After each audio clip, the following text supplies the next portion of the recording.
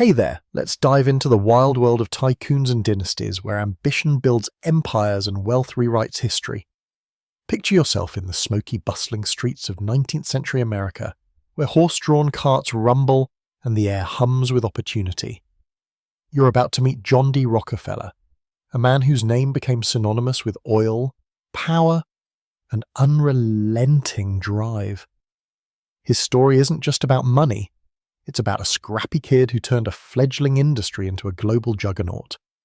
You might not outsmart these tycoons, but you're about to see how they played the game. Before you get hooked, hit like and subscribe if you're ready for more epic tales of power and wealth. Drop a comment below. Who's your favorite tycoon or dynasty? Now, buckle up and let's jump into this saga of ambition and empires. You're standing in Cleveland, Ohio in the 1850s, where a young John D. Rockefeller, barely out of his teens, is already hustling. Born in 1839 to a modest family, he's not some silver spoon heir. His father, a travelling salesman with a knack for shady deals, teaches him early to trust no one. You see John, lanky and serious, keeping meticulous ledgers at age 16, working as a bookkeeper for a small firm. He's earning 50 cents a day, but his mind is on bigger things. The oil boom is just starting, and you can almost smell the crude in the air as refineries pop up along Cleveland's Cuyahoga River. Rockefeller's no dreamer. He's calculating, watching every penny. Well-known fact. By 20, he's already co-founded a produce business, making thousands during the Civil War by supplying Union troops. Smart, right? But here's a quirky tidbit. Young John kept a pet turkey in his backyard, naming it Turk, and treating it like a business asset, joking it guarded his savings. Some argue whether his frugality was genius or just plain obsessive, but you can't deny it shaped his path. You follow him into 1863, where he takes a gamble. Oil's the new gold, but refining it is messy and risky. Most guys would hesitate, but not Rockefeller. He partners with Morris Clark to start a refinery, pouring every dollar into it. You're there as he studies the market, learning how to turn crude into kerosene for lamps. Cleveland's perfect, close to oil fields, with railroads for shipping. He's not just refining oil, he's refining his strategy. You notice his knack for detail. He buys his own barrels to cut costs, even builds his own wagons. Why pay middlemen when you can control everything? It's like he's playing chess while others are stuck on checkers. A little joke for you, Rockefeller probably counted his steps to work to save shoe leather. His produce business gave him cash, but oil's where he sees the future. You feel the hustle in Cleveland's gritty air. Everyone's chasing wealth. But Rockefeller's already a step ahead. You're walking beside him now, seeing his mind tick. He's not flashy, no fancy suits or big parties. He's all business, attending church, living simply, but his eyes burn with ambition.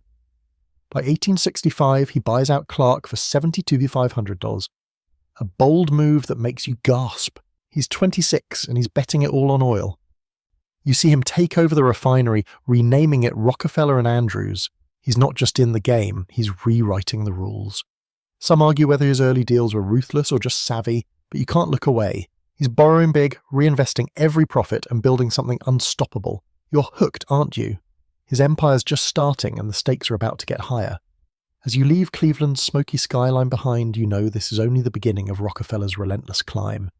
You're back in Cleveland, the 1870s stretching out before you, and John D. Rockefeller's refinery is humming like a well-oiled machine, pun intended. The air's thick with the sharp tang of kerosene, and you're watching Standard Oil, Rockefeller's brainchild, take shape as a titan in the making. He's not just refining oil anymore, he is building an empire that'll choke out the competition. You're walking through the chaos of America's oil boom, where wildcatters strike crude and refiners scramble for profit. Rockefeller, though, sees the bigger picture. He's not here to play small. Well-known fact.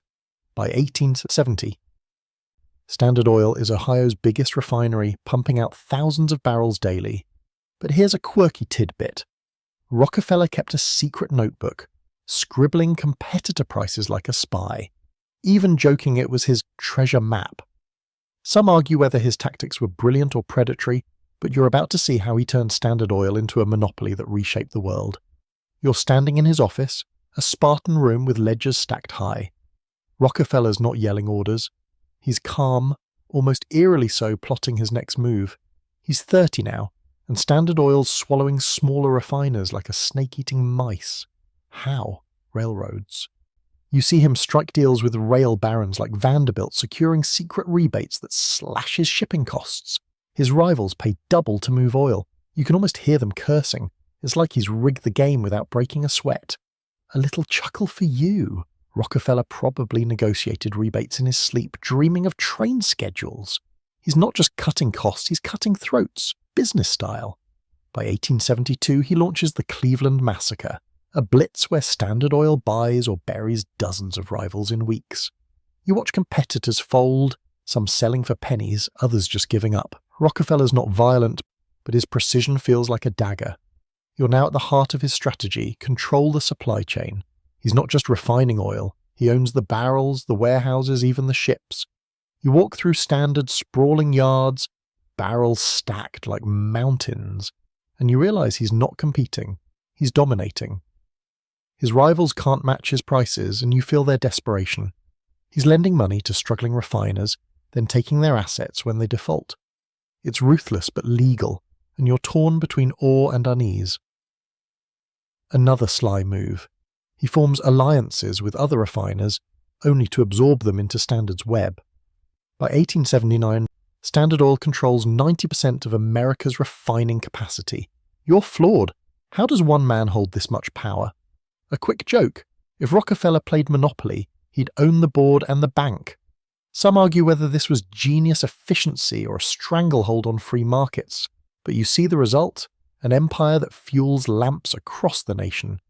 You're watching Rockefeller now, his face unreadable as he signs another deal. He's not celebrating, he's planning. His wealth's soaring, but so is the scrutiny. Whispers of monopoly ripple through Cleveland saloons and New York's boardrooms. You hear rivals call him a robber baron, but he shrugs it off, saying he's just better at business. You're walking away from Standard Oil's headquarters, the smokestacks looming like sentinels. The empire's taking shape, but the cracks are starting to show. Competitors, journalists, and even the government are taking notice.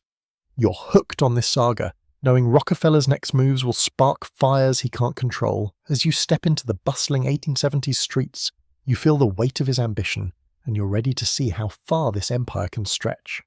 You're knee-deep in the 1870s, and John D. Rockefeller's Standard Oil is a beast gobbling up rivals like a kid eating candy. The streets of Cleveland buzz with whispers of his power, but you're about to see the gears of his ruthlessness turn. He's not just outsmarting competitors, he's crushing them with tactics that make jaws drop. You're walking through a world where oil is king and Rockefeller's the one writing the rules. Well-known fact, Standard Oil's monopoly controlled 90% of US oil refining by the late 1870s. But here's a quirky tidbit. Rockefeller once bought a rival's entire wagon fleet just to park it, leaving them stranded. Talk about a petty flex. Some argue whether his moves were cutthroat genius or outright bullying, but you're about to witness how he played dirty without breaking a sweat. You're in a smoky boardroom, watching Rockefeller lean back, his eyes sharp as a hawk's. He's not yelling or threatening, just calculating. His secret? Vertical integration. You see him snap up every piece of the oil puzzle: pipelines, storage tanks, even the railroads that carry his crude. Why let others profit when he can own it all? It's like he's playing 3D chess while rivals are stuck with checkers. A quick joke. Rockefeller probably counted his rivals' tears to fall asleep.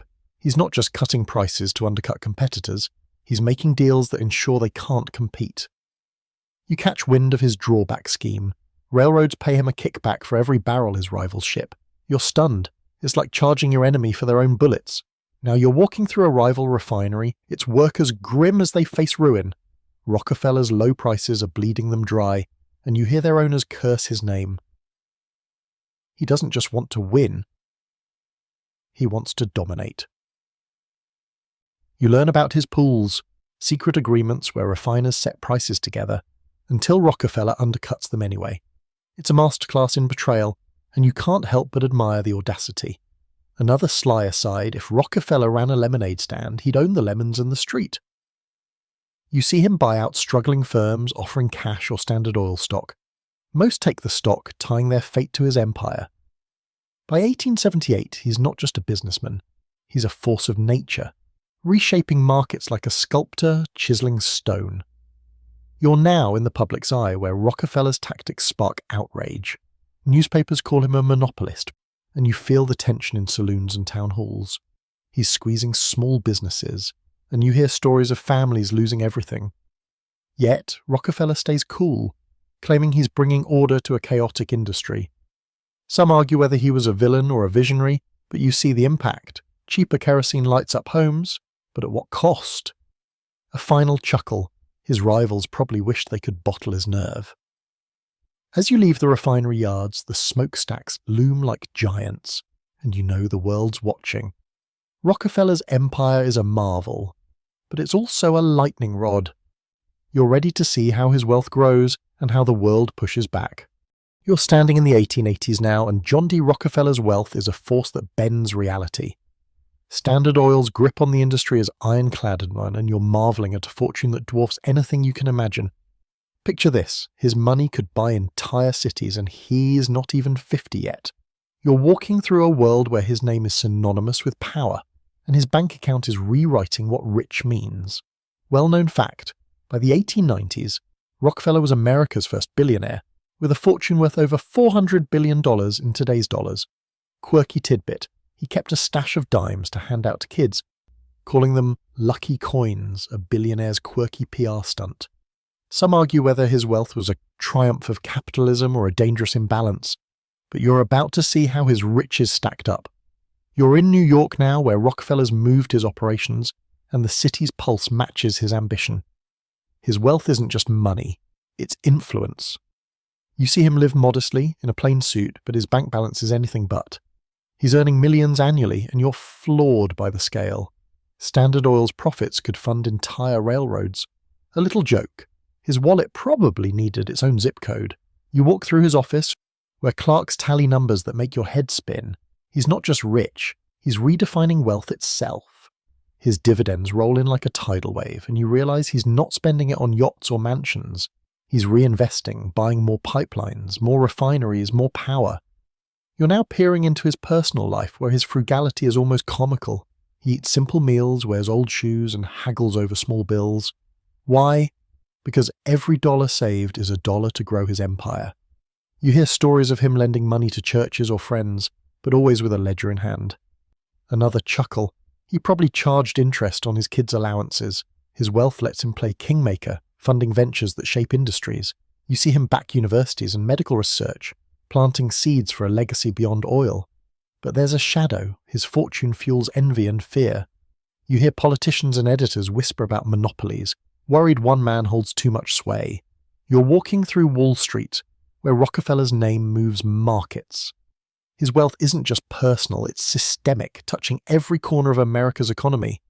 Standard Oil's reach means cheaper kerosene for homes, but you see the cost: small businesses crushed, workers struggling. Some argue whether his riches lifted the nation or tilted it toward inequality. But you feel the weight of his influence. A final jest. If money talked, Rockefellers would give speeches. As you leave the financial district, the skyline glitters with his power, but you know the world's starting to push back. His fortune's a marvel, but it's also a target, and you're ready to uncover the secrets behind it. You're slipping into the shadows now, where John D. Rockefeller's empire thrives on secrets. It's the 1880s, and Standard Oil's dominance isn't just about hard work, it's about deals done in whispers, away from prying eyes. You're about to uncover the backroom pacts that turned his company into an untouchable giant. The air's thick with intrigue, and you feel like a detective piecing together a puzzle. Well-known fact, Standard Oil used secret railroad rebates to outprice competitors, a tactic that fueled its monopoly. Quirky tidbit, Rockefeller once hosted oil dinners, where rivals thought they were allies, only to be bought out later. Sneaky, right? Some argue whether these deals were clever strategy or unethical manipulation, but you're diving into the heart of his hidden playbook. You're in a dimly lit room, smoke curling from cigars as Rockefeller shakes hands with railroad tycoons. These aren't just deals, they're power plays. You learn about the South Improvement Company, a secret scheme where Standard Oil got massive discounts on shipping while rivals paid full price. It's like rigging a race before it starts. A quick joke, Rockefeller's handshakes probably came with fine print. You see the fallout: smaller refiners go bankrupt, unable to compete. The plan's exposed in 1872, sparking public fury, but Rockefeller's already moving on. He's not just buying loyalty, he's buying Cylinder, ensuring railroads and suppliers stay in his pocket.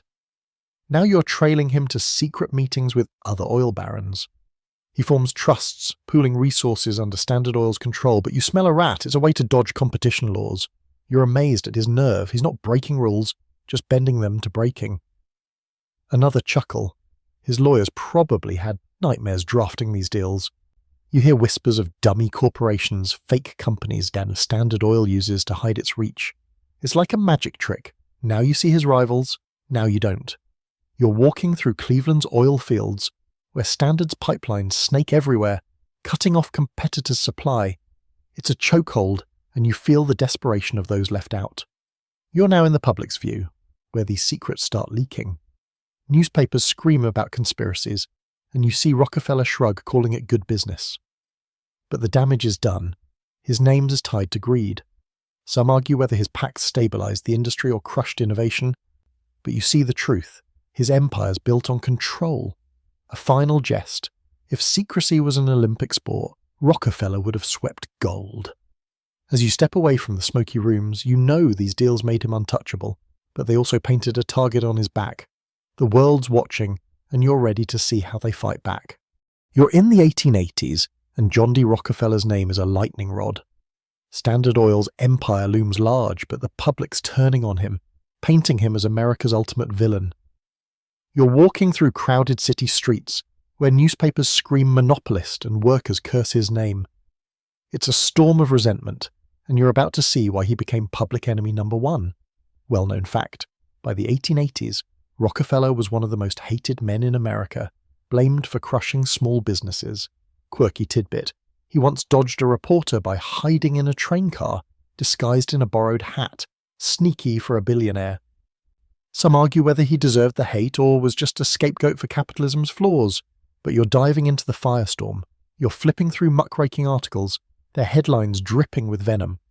Writers like Ida Tarbell, whose father was ruined by Standard Oil, call Rockefeller a robber baron. You feel the sting of her words, exposing his secret rebates and ruthless buyouts. It's like watching a boxing match where Rockefeller's the champ, but the crowd's rooting against him. A quick joke. His enemies probably wish they could bottle his calm under pressure.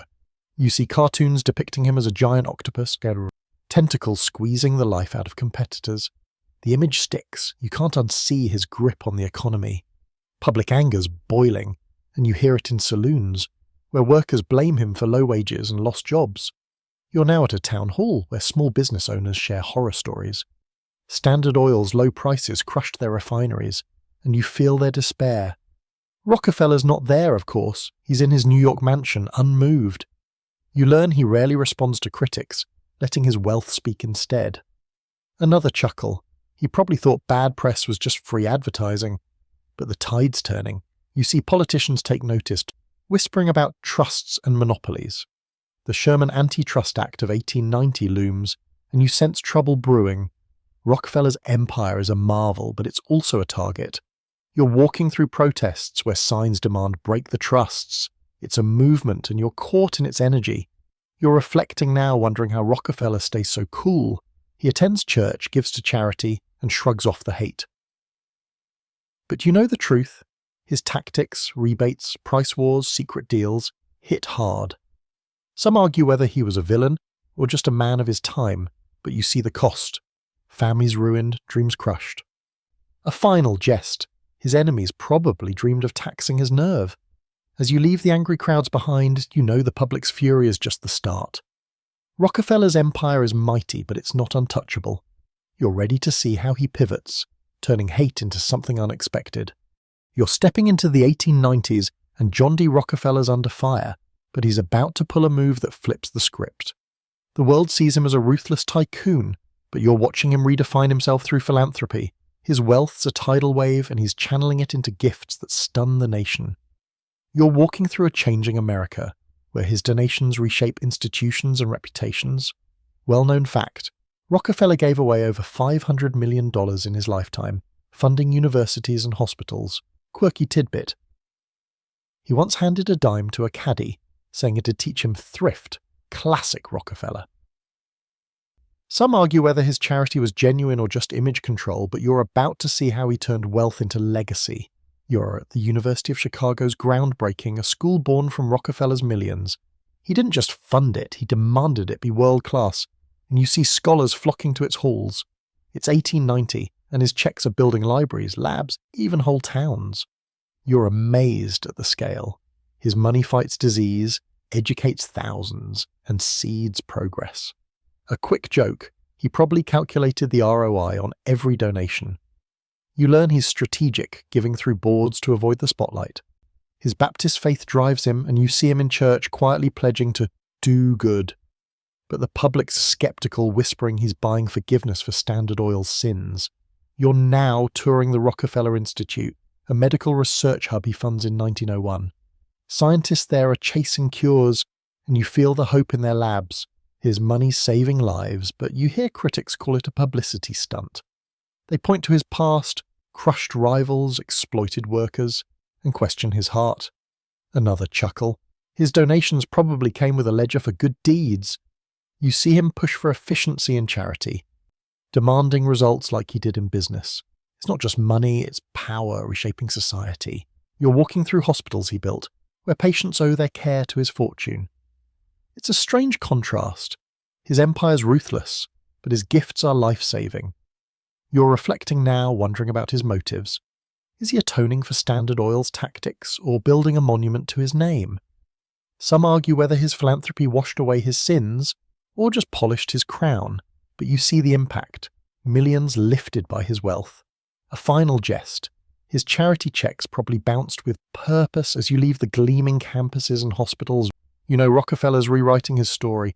The public may hate him, but his gifts are undeniable. You're ready to see how his family carries this legacy forward, turning wealth into a dynasty.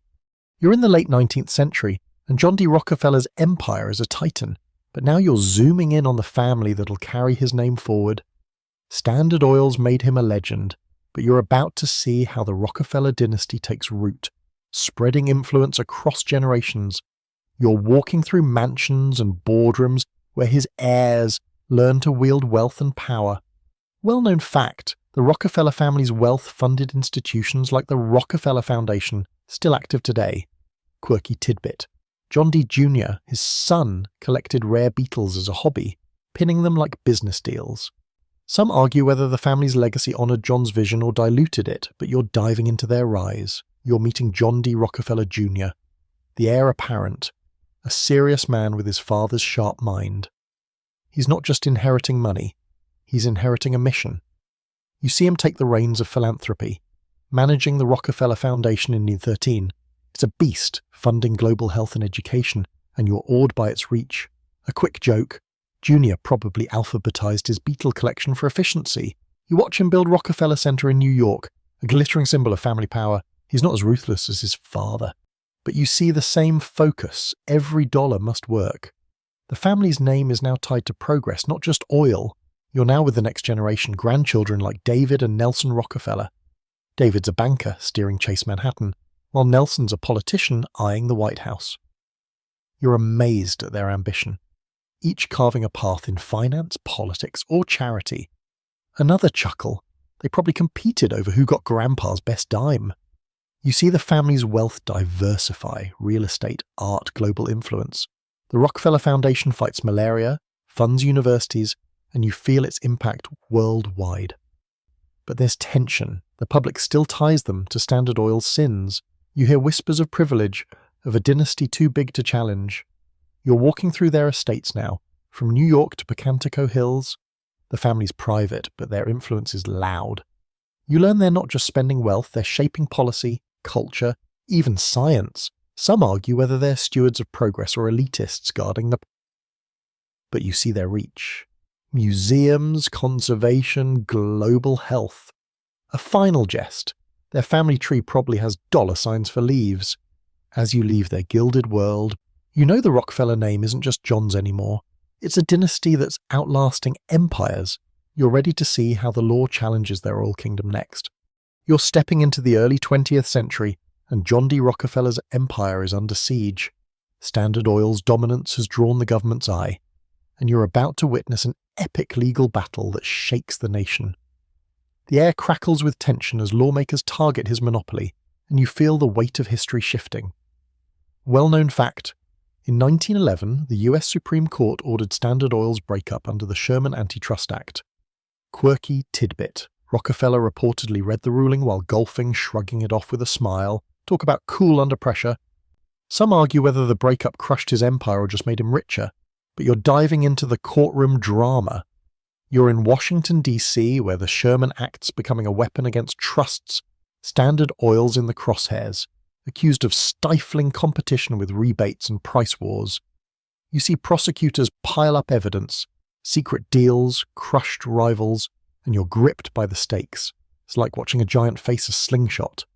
A quick joke: Rockefeller's lawyers probably billed by the monopoly piece. You learn about Ida Tarbell's exposés, fueling public demand for justice.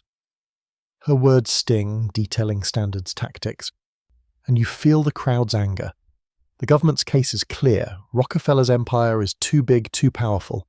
You're now in the courtroom 1906 as the case builds. Witnesses testify about Standard's bullying. Refiners bankrupted, railroads coerced. You're stunned by the scale. Standard controls pipelines, refineries, even markets abroad. Rockefeller testifies, calm but evasive, and you see his mind working, dodging traps. Another chuckle. He probably practiced his poker face in the mirror. The Supreme Court's 1911 ruling hits like a thunderbolt. Standard Oil must split into 34 companies. You're shocked. But Rockefeller's unfazed. His shares in the new firm skyrocket, making him richer. You walk through the aftermath where baby standards like Exxon and Chevron are born. You're reflecting now, seeing the irony. The breakup was meant to weaken Rockefeller, but his wealth grows. The public cheers, thinking justice won. But you know better. His influence endures. Some argue whether the ruling changed anything or just reshuffled his empire, but you see the truth: Rockefeller's untouchable. A final jest. His fortune laughed at the law. As you leave the courtroom's echo behind, you know his global reach is next. The world's waiting, and you're ready to see how Standard Oil conquers beyond America. You're crossing oceans now into the early 20th century, where John D. Rockefeller's Standard Oil stretches its tentacles worldwide. The breakup at home hasn't slowed him. It's pushed his empire global. You're exploring markets from Europe to Asia, where his oil lights lamps and fuels industries. The world's changing and Rockefeller's leading the charge. Well-known fact: Standard Oil supplied kerosene to Europe and Asia, dominating global markets by 1900. Quirky tidbit: Rockefeller once sent a barrel of oil to a Chinese emperor as a diplomatic gift. Talk about branding. Some argue whether his global push spread progress or exploitation, but you're about to see his empire's reach. You're in London, where Standard Oil's subsidiaries undercut local suppliers. You see ships loaded with kerosene docking in Liverpool, priced so low competitors fold. It's the same story in Shanghai, where Standard's barrels light up villages. You're amazed at the logistics: pipelines, tankers, and warehouses, all under Rockefeller's control. A quick joke: his oil probably travelled faster than gossip. He's not just selling oil, he's selling influence, striking deals with foreign governments. You learn about his foreign trusts, mirror images of Standard Oil, dodging local laws. It's like he's playing chess on a global board.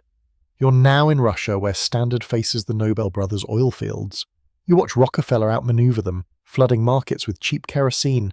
It's ruthless, and you feel the tension as local producers scramble. Another chuckle. He probably sent the Nobels a "sorry for your loss" note. You see Standard's agents negotiate in Berlin, Bombay, Tokyo, everywhere oil's needed. His empire's not just American anymore, it's a global machine. You're walking through ports where Standard's logo is everywhere, a symbol of unstoppable power. But you hear grumbles. Foreign leaders worry about dependency on one man's oil. You're reflecting now, seeing Rockefeller's vision. He's not just selling a product, he's shaping economic yours. His wealth funds global ventures, from railroads in South America to refineries in Europe. Some argue whether he globalized progress or monopolized it, but you see the impact. Oil's now the world's lifeblood, and he's the heart. A final jest. His empire probably had its own time zone. As you leave the bustling ports, you know his personal quirks are next. The man behind the empire is calling and you're ready to meet him. You're pulling back the curtain now, stepping into John D. Rockefeller's personal world, where the man behind the empire reveals his quirks. It's the early 20th century, and while Standard Oil dominates, you're curious about the habits that define him. You're not just seeing a tycoon, you're meeting a man with odd routines and a laser-focused mind. Well-known fact, Rockefeller lived frugally despite his billions, avoiding lavish spending. Quirky tidbit, he wore the same worn-out suits for years, joking they were lucky for business deals. Some argue whether his simplicity was genuine or a calculated image, but you're about to peek into his daily life. You're in his New York home, a modest mansion by billionaire standards. You see him rise at dawn, reading the Bible before breakfast. Oatmeal, always oatmeal. He's meticulous, timing his meals to the minute. A quick joke, he probably scheduled his sneezes. You learn he keeps a ledger for every expense, even a nickel for a newspaper. It's not stinginess, it's discipline. You walk with him to his office where he works standing up, claiming it keeps him sharp. His employees whisper about his dime trick, handing out coins to kids or caddies, a habit that makes you chuckle. It's like he's branding himself one dime at a time. You're now on his golf course where he plays daily, but not for fun, for strategy. He bets dimes on putts, turning leisure into competition. Another chuckle, his golf balls probably had Standard Oil's logo. You hear stories of him gardening, tending roses with the same focus he gave oil deals. His quirks aren't just habits, they're a mindset. You see him avoid alcohol, tobacco, even parties, calling them distractions. But he's not humorless. You catch him joking with his kids, teaching them thrift with mock bank accounts. It's oddly charming, and you're drawn to his discipline, but even if it feels obsessive, you're reflecting now, wondering what drives him. His frugality saved millions, fueling his empire, but it also kept him grounded. Some argue whether he was a miser or a master of focus, but you see a man who lived by control. A final jest. His suits probably outlasted his rivals. As you leave his quiet home, you know his personal habits shaped his empire, but his political moves are next. The corridors of power are calling, and you're ready to see Rockefeller's influence in Washington. You're stepping into Washington, D.C., where John D. Rockefeller's wealth casts a long shadow over politics. It's the early 20th century, and while Standard Oil's breakup made headlines, you're about to see how Rockefeller wields influence behind closed doors. His empire's not just oil, it's power. And you're walking through the halls where deals shape nations. Well-known fact, Rockefeller's wealth funded political campaigns, swaying elections indirectly. Quirky tidbit, he once sent a senator a gift of rare books, subtly nudging policy. Classy, right? Some argue whether his influence corrupted democracy or just played the game, but you're diving into his political chessboard. You're in a senator's office where Rockefeller's name is whispered, not shouted. He doesn't bribe outright, that's too crude. Instead, you see his money flow through philanthropy, funding causes that align with friendly politicians. It's like he's buying loyalty with charity. A quick joke, his donations probably came with a vote wisely note. You learn Standard Oil's lawyers lobby hard, softening antitrust laws. Rockefeller's not in the room, but his presence is. Through allies, campaign funds, even think tanks. You're amazed at his subtlety. He's not bullying, he's persuading, and it works. You're now at a gala where elites mingle, and Rockefeller's son, Jr., represents the family. You see him charm governors, his father's lessons intact on display, the family's wealth backs candidates who favour business, and you feel the system tilt. Another chuckle. Rockefeller's influence probably had its own congressional seat. You hear about his ties to Teddy Roosevelt's rivals, quietly countering trust-busting zeal. His empire's global, so he's pushing for trade policies that favour oil exports. You're walking through Capitol Hill, where lawmakers debate monopolies, but Rockefeller's allies deflect the heat. You're reflecting now, seeing how his money talks louder than words. His political moves aren't flashy, but they're effective, keeping Standard Oil's legacy alive. Some argue whether he manipulated democracy or just mastered it, but you see the truth. Power follows wealth. A final jest. His influence probably outlasted his dimes. As you leave Washington's marble halls, you know his innovations are next. Rockefeller's empire sparked industries, and you're ready to see how his oil lit the world. You're zooming into the early 20th century, where John D. Rockefeller's Standard Oil doesn't just dominate, it innovates, sparking industries that shape the modern world. You're walking through a landscape of factories, cars, and progress, all fueled by his empire. His oil isn't just lighting lamps, it's powering a revolution. Well-known fact, Standard Oil's innovations made gasoline a staple, fueling the auto industry's rise. Quirky tidbit, Rockefeller once tested a new refining process himself, nearly singeing his eyebrows. Hands-on for a billionaire. Some argue whether his innovations drove progress or locked in oil dependency, but you're about to see his lasting impact. You're in a refinery where Standard's chemists perfect kerosene then gasoline. You see early cars chugging along, powered by Rockefeller's fuel. His company's not just selling oil, it's standardizing it, ensuring every gallon's reliable. It's like he's bottled trust. A quick joke, his gasoline probably came with a world-changing warranty. You learn Standard Oil pioneered pipelines, slashing transport costs. You're amazed at the engineering, miles of steel carrying crude across states. This isn't just business, it's infrastructure, laying the groundwork for modern energy. You see factories switch to oil, boosting production, and you feel the economy hum. You're now in a lab, where Standard's research fuels breakthroughs. They're not just refining oil, they're inventing lubricants for machines, even early plastics. You're stunned at the ripple effect.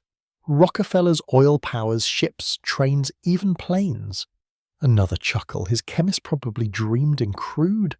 You see his empire push for efficiency, cutting waste, making oil cheaper. Is why cars become affordable, why cities grow. But there's a catch. His dominance means alternatives like electricity lag.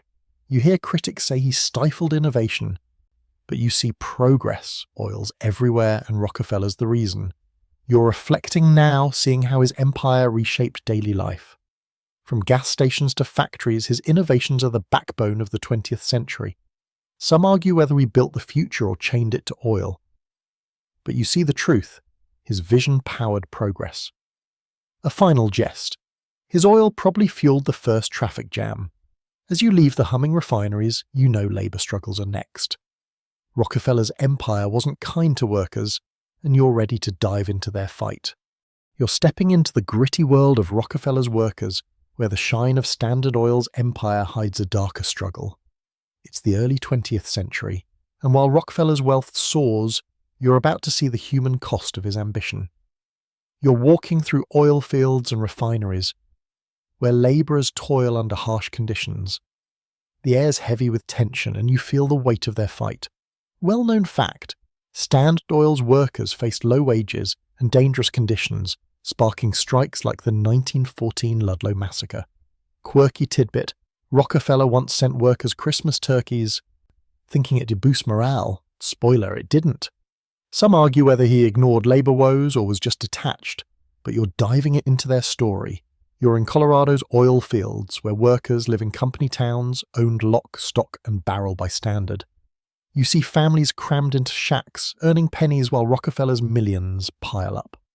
It's a stark contrast, and you're uneasy. A quick joke, his turkeys probably came with a work harder note. You learn about long shifts, 12 hours in sweltering refineries with accidents common. Workers whisper about unionizing, but Standard's spies are everywhere. You feel their fear. Striking means eviction, maybe worse. The Ludlow strike hits and you're there. Miners demand better pay, safer jobs. Standard's response? Armed guards. You're shocked as violence erupts, leaving dozens dead. You're now in Rockefeller's office, where he is distant from the chaos. He claims he didn't know about Ludlow's horrors, blaming managers. You're skeptical. His empire's too tight for that excuse. Another chuckle. He probably thought workers loved his dimes. You see him hire PR experts to soften the blow, funding studies to improve labour conditions. But the damage is done, unions grow, and you hear their chants for justice. You're walking through picket lines where workers demand a piece of the wealth they create. It's a turning point, and you feel the shift.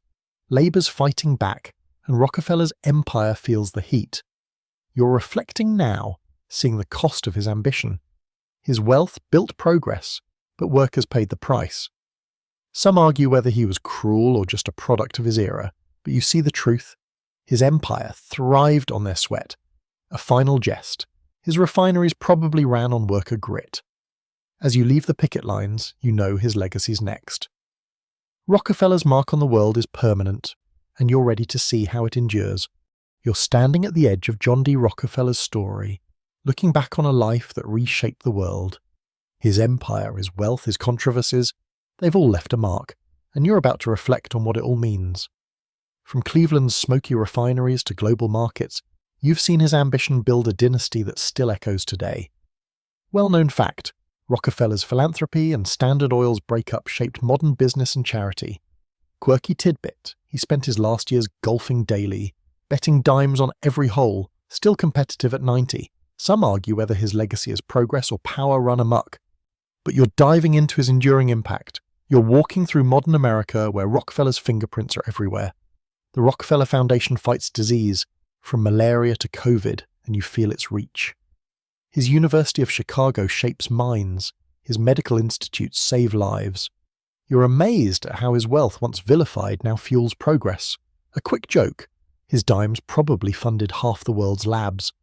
You see Standard Oil's descendants, Exxon, Chevron, still powering cars and planes. His innovations made oil the 20th century's lifeblood, but you wonder about the cost, environmental scars, labour struggles. His empire sparked modernity, but it also set the stage for today's debates on wealth and power. You're now in New York, where Rockefeller Center stands as a monument. Tourists snap photos, unaware of the man behind it. You reflect on his family, still influential in banking, politics, philanthropy. His discipline, those ledgers, those dimes, lives on in their work. Another chuckle. The Rockefellers probably still check their change. You see his legacy in capitalism itself. Efficiency, scale, but also inequality. Some argue whether he was a hero who built the future or a monopolist who bent it to his will, but you see both sides. His story's a mirror, reflecting ambition's highs and lows. Now let's wrap this saga. Picture Rockefeller's empire as a wildfire, sparking progress but leaving scars. His wealth lifted millions through charity, yet crushed countless dreams in its rise. You stand at history's crossroads, where his oil lit the world but fueled debates on power. His dynasty endures, a reminder that ambition shapes eras. You're left with a question. Who's today's Rockefeller? Building empires in tech or space? His story challenges you to explore wealth's impact, to question power's cost. A final jest. His legacy's so big it probably needs its own zip code. Keep chasing these tales of ambition, they're the pulse of history. End of script, stay curious.